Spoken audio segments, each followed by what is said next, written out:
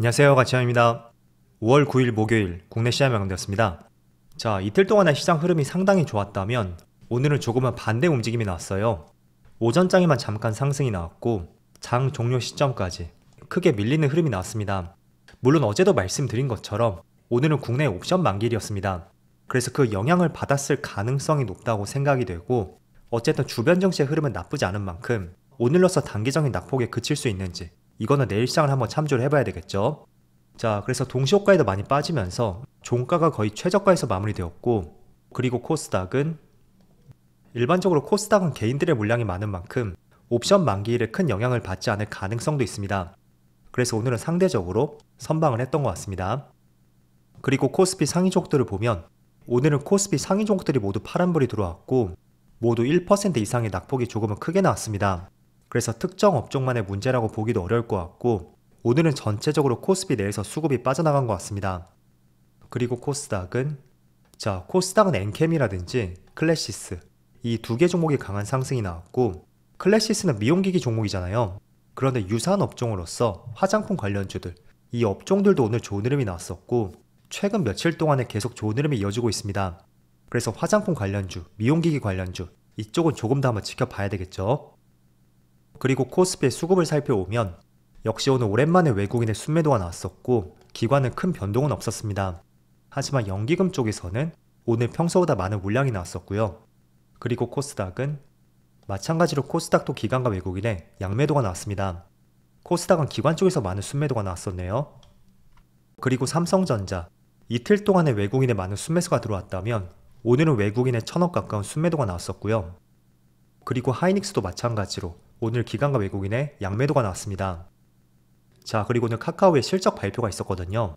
하지만 의외로 낙폭이 조금은 크게 나왔고, 지금 보시는 카카오라든지 카카오뱅크, 외국인의 많은 순매도가 나왔습니다. 또 자동차 관련주라든지 2차전지 관련주, 오늘은 전반적으로 외국인의 순매도가 나왔고, 그리고 도입부에 말씀드린 것처럼 오늘은 전체적으로 코스피 내에서 외국인의 수급이 일정 부분 빠져나간 것 같습니다. 자, 그럼 이어서 주체별 매매 동향에 대해서 살펴보도록 하겠습니다. 5월 9일 외국인이 가장 많이 매수한 종목은 엔캠, 네이버, 이수페타시스, APR, 삼성중공업, 이렇게 순서대로 매수했고, 그리고 기관은 KB금융, LG생활건강, 고려아연, 포스코퓨처엠, HMM. 일단 KB금융을 제외하면 딱히 많은 매수가 들어오진 않았어요. 그래서 오늘은 기관도 한 차례 쉬어가지 않았을까 라는 생각을 해볼 수가 있습니다. 자, 이어서 해외 증시를 보겠습니다. 어제도 미국 증시는 큰 변동이 없었습니다. 나스닥은 전날하고 비슷하게 마이너스 0.1%로 마무리되었고, S&P 500은 동일했었죠. 그리고 다우지수만 0.4%의 반등이 나왔습니다. 그래서 전체적으로 시장의 분위기가 나쁘지 않았지만 오늘은 오후장이 되면서 코스피를 중심으로 해서 시장이 좋지 않은 흐름이 이어지고 있습니다. 그리고 반도체도 보합이었죠. 또 추가적으로 아시아 증시, 니케이도 마찬가지로 전날과 비슷하게 움직이고 있고, 대만도 비슷하네요. 그리고 중국 증시만 1%에 가까운 좋은 흐름이 나오고 있습니다. 자, 그거에 비한다면 오늘 코스피의 흐름이 유독 좋지 않은 것 같아요. 분봉상의 흐름을 보더라도 1시간만 흐름이 좋았었고, 그 이후부터는 지금 촬영 시점인 1시 40분까지 줄곧 시장의 내림세가 이어지고 있습니다. 그래서 오늘 시장 흐름을 보면서 국내만의 어떤 특별한 문제가 있나? 이렇게 생각을 하실 수도 있습니다. 하지만 제가 바라보는 관점은 최근 이틀 동안의 시장 흐름을 봤을 때는 다른 국가들에 비해서 국내 시장의 흐름이 상당히 좋았습니다. 그래서 여기에 대해서 너무 큰 의미 부여를 할 필요는 없다고 생각이 되고, 자, 그리고 이틀 전에 코스피가 크게 갭상승으로 출발했었잖아요. 시가가 1.5%를 띄워서 출발했었던 만큼 약간의 갭매우기가 들어가지 않을까, 이런 생각도 충분히 해볼 수가 있습니다. 하지만 중요한 것은 미국 증시를 한번 살펴보세요. 4월 중순부터 시장에 반등이 나왔죠. 그렇다는 것은 국내 시장만이 크게 빠질 수도 있는 특별한 구간과 시점은 아니라고 생각이 됩니다. 물론 국내 증시가 나스닥을 따라가기는 어려울 수가 있습니다. 다만 확실한 것은 예를 들어 미국 증시가 하락장일 때, 그때는 코스피 코스닥은 더 크게 빠질 수가 있겠죠. 반대로 미국 증시가 상승장일 때는 상승까지는 아니더라도 최소한 보합세는 유지를 할 수가 있습니다. 그래서 그런 관점들을 적용시켜 본다면 지금은 미국 시장이 4월 중순부터 반등하고 있고, 그런 시장 안에서는 최소한 하락 구간은 아닐 수가 있다. 이 점을 생각해 보시면 좋을 것 같습니다. 그래서 오늘은 조금 빠지고 있지만 제 생각에는 이틀 전에 크게 갭상승으로 출발했었던 만큼 거기에 따른 일시적인 매물이 나오지 않을까 이렇게 말씀드릴게요. 그리고 지금 나스닥 선물지수를 보더라도 마이너스 0.1%에서 그렇게 큰 변동은 없습니다. 그래서 이런 부분도 한번 참조를 해볼 수가 있고요. 자, 그리고 제가 여러분들에게 전체적인 시장 분위기라든지 또 주목해 볼 수 있는 업종들, 그런 업종들을 계속 말씀드리고 있습니다. 그런데 한 가지 중요한 것은 그거는 전망일 뿐이지 100% 정확하게 맞을 것이다 라고 접근을 하시면 정말 어려울 수가 있을 거예요. 왜냐하면 어제 영상 댓글을 보니까 카카오 종목 있죠?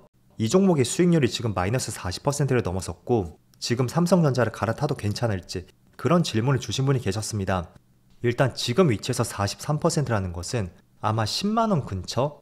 이 근처 어디쯤에서 매수를 하셨을 거예요. 자, 그런데 매수할 때는 분명히 나름대로 근거가 있었겠죠? 그렇지만 그 근거라는 것은 언제든지 바뀔 수가 있습니다. 가령 예시를 들어볼게요. 지금 경제에 대한 지식이 가장 많은 분이 누굴까요? 물론 많은 교수들이라든지 학자나 전문가들이 존재하겠죠. 그런데 저는 머릿속에 가장 크게 떠오르는 것은 바로 연준 의장. 이 사람이 가장 첫 번째로 떠오릅니다. 자, 그런데 그 사람조차도 2021년에 물가가 처음 뛰었을 때 일시적이라는 언급을 했었죠. 그리고 가장 최근이 올해 초반 하더라도 금리를 3번 내릴 것이라는 불과 2달 전에 이런 이야기가 있었습니다. 그런데 한 달 전이 되면서 3번 내릴 것이라는 의견이 또 바뀌었단 말이에요. 자, 그래서 우리가 주식을 하면서 가장 오해하는 것 중에 하나가 주식을 잘 아는 사람이라면 그 전망이 100% 맞아야 된다 라고 접근을 하시는 분들이 굉장히 많으신 것 같습니다. 그런데 그게 중요한 것이 아니고요. 물론 투자하기 전에는 그게 정말 중요할 수가 있겠죠. 하지만 그것보다 중요한 것은 먼저 투자하기 전에 나만의 기준과 원칙이 꼭 세워져 있어야 된다는 거예요. 가령 예시를 들어볼게요. 지금 삼성전자의 전망이 굉장히 좋습니다. 물론 최근에 주가는 조금 빠지고 있지만 제가 며칠 전에 계속 언급을 해드렸던 것이 한번 주가가 크게 내렸지만 이때 기준 양봉이 들어왔었죠. 그럼 이 저점을 깨지지 않는 선에서 이 구간 안에서는 매수해 볼 수 있다고 말씀드렸습니다. 그런데 반도체 전망이라든지 AI 산업에 대한 전망, 이게 저도 장기적으로 이어질 것이라고 판단하고 있지만 또다시 정말로 금리 인상을 하게 된다면 당분간의 반도체에 대한 전망도 다시 한번 어두워질 가능성도 있습니다. 그래서 첫 번째로 전망을 하는 것은 맞지만 두 번째로 내가 해야 되는 것은 먼저 나만의 기준과 원칙을 대입해서 그 종목을 꼭 바라봐야 된다는 거예요. 그래서 내가 정말로 장기 투자에 대한 계획이 아니라면 조금은 짧은 관점에서 몇 주 내지는 몇 달 내에 수익을 보고 싶다, 이런 관점으로 접근하셨다면 분명히 나만의 기준을 세워야 되고, 제가 예시로 삼성전자를 말씀드린다면 이 직전 저점이 이탈한다면 일단 어느 정도 비중을 덜어낼 것 같습니다. 물론 조금은 단기적인 시각에서 말씀드린 것이에요. 그래서 기준 양봉이 들어왔었고 직전 변곡점, 이 변곡점 구간에 이탈하지 않는다면 이 구간 내에서는 계속 매수를 해볼 것 같고, 여기가 깨진다든지 조금 더 넓게 본다면 직전에 매물대가 여기 보이죠? 이 매물대 하단이 깨진다면 그때 나는 일정 부분 물량을 덜어낼 것이다, 이렇게 접근해 볼 수가 있습니다. 자, 그럼 이익 실현도 마찬가지죠. 직전에 주가의 변곡이 되었던 이 구간에서 일부분 물량을 덜어낼 수도 있는 거예요. 자, 그래서 종합적으로 말씀드리면 우리가 전망을 보고 투자를 하겠지만 그 전망이라는 것은 수많은 대외 변수에 의해서 바뀔 수가 있다, 그 점을 먼저 인정을 하셔야 됩니다. 심지어 파월의 연준 의장도 한 치 앞을 맞추지 못하잖아요. 그래서 그런 점들을 꼭 생각해 보시고, 매수하기 전에 나는 주가가 어디까지 빠졌을 때는 조금 물량을 덜어낼 것이고 또 어디까지 올랐을 때는 일부 수익 실현을 하겠다, 그런 원칙을 꼭 세우자고 말씀드리겠습니다. 그래야지만이 우리가 카카오처럼 이런 사태를 막을 수가 있습니다. 그래서 너무 재료에 맹신하지 말자, 그 점을 강조해드리고 싶었고, 그 재료를 맹신한다는 것은 나중에 굉장히 곤란해지는 상황이 올 수도 있으니까 조금은 냉정하게 시장을 바라보셨으면 좋겠습니다. 그래서 지금의 시장 분위기를 보면 저는 시장의 흐름이 나쁘진 않다고 생각이 됩니다. 지금 나스닥이 거의 V자로 반등이 나왔던 만큼 시장의 흐름은 나쁘지 않다고 생각이 되지만, 또 한 가지 조심할 점을 꼽아본다면 모든 주식이라는 것이 직전 고점 위치까지 올라왔을 때 그때는 일부 차익 매물이 나올 가능성도 있을 거예요. 왜냐하면 한 차례 주가의 변동이 되었던 구간인 만큼 아마 이 시점에는 물량을 덜어내보자 라는 생각을 갖는 주체들이 상당히 많을 것입니다. 그래서 그런 이유에서도 한 가지 부침이 생길 수도 있고, 또 두 번째로 이때 분명히 주가가 빠졌을 때 하나의 분명한 재료가 있었죠. 그 재료가 완전히 해소된 것이 아니라면 어느 정도 반등이 났을 때는 또 차익 매물이 나올 가능성도 있습니다. 그래서 보다 확실한 것은 직전 고점을 돌파했을 때, 미국 증시가 직전 고점을 돌파했을 때는 오히려 시장을 조금 더 긍정적으로 볼 수 있다고 생각이 되고, 그런 관점에서 국내 시장도 지금의 위치보다는 오히려 직전 고점을 돌파할 때 그때를 한 차례 매수 타이밍으로 잡아보는 것도 굉장히 좋은 시점이 될 것 같습니다. 자, 그래서 오늘은 전반적으로 코스피보다는 코스닥이 그나마 선방을 하는 것 같고 또 대부분에 맞는 대형주들이 오늘 파란불이 들어오고 있습니다. 그래서 오늘과 같은 흐름을 보면서 미국 시장도 직전 고점까지 올라온 만큼 지금 구간에서 어떤 흐름이 나올 수 있는지 이런 부분도 계속 체크를 해보시고요. 빠지지 않는다면 직전 고점을 돌파할 가능성도 있으니까 앞으로 직전 고점을 돌파하고 따라서 국내 시장도 올라갈 수 있는지 이런 부분도 같이 한번 살펴보시면 좋을 것 같습니다. 자, 그래도 반도체는 오늘 조금 빠졌다고 해도 여전히 긍정적인 부분이 상당히 많은 것 같아요.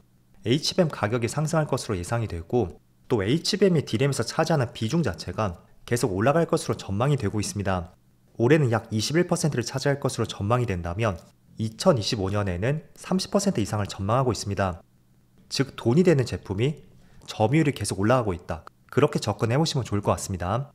그리고 반도체란 사이클 특성상 한번 바닥을 다지고 올라갈 때는 최소한 2년 정도 그 정도의 텀을 두고 올라갔던 만큼 지금을 그런 사이클로 대입해보더라도 충분히 하반기까지는 맑은 시장이 될 수 있다는 것이 지금의 시장 분위기라고 할 수가 있겠죠. 물론 조금 전에 말씀드린 것처럼 이것도 하나의 전망이지만 만약에 정말로 다시 금리를 인상하고 대외 시장 여건들이 좋지 않아진다면 당분간의 반도체 관련주도 좋지 않을 가능성이 있겠죠. 그래서 꼭 말씀드리지만 전망을 하되 너무 그 전망을 맹신하지 말자 이 점을 말씀드리겠고 또 기준과 원칙을 꼭 세워서 매매하자 이 점도 덧붙여 말씀드리겠습니다. 자, 그럼 오늘도 정말 쉽지 않은 시장이었는데 늦은 시간까지 정말 수고 많으셨고요. 저는 내일 영상에서 다시 찾아뵙도록 하겠습니다. 모두 즐거운 저녁 되세요.